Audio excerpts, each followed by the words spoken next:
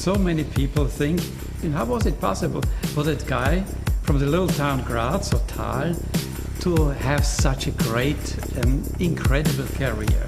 It could be that I grew up in such poverty that that I had this need of getting out of there, because I grew up right after the Second World War, where there was no food. My mother had to go from farm to beg for food, and my father had to sell off everything he had. And it was like miserable conditions. So it maybe is that.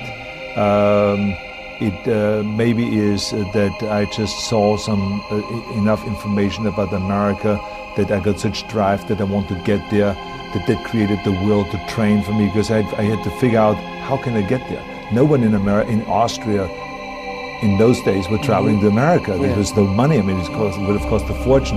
So it is not like today. So I tried to figure out, how can I get to America? I was obsessed. And not to just come here and visit.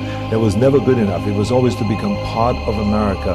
And so I think when I then tapped into this bodybuilding, by total coincidence, I thought that that was the ticket to America.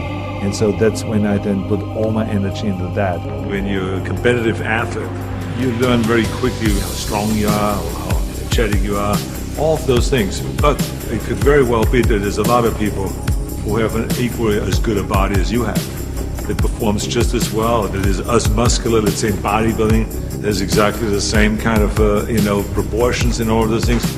So the question really is what puts you over the top? It is the mind that really creates the body. It's the mind that makes you really work out 4 or 5 hours a day. It is the mind that visualizes of what the body ought to look like as the finished product. The body is very important, but the mind is more important than the body. We have to visualize what that body ought to look like in order to make it win, because that's what creates then the will that you need to go to the gym every day, the will that makes you go into the forced reps, the will that makes you go beyond when you do 500-pound reps in the squats and you can't do another rep and your body is shaking. It's the will that makes you go one more time down and struggle up one more time.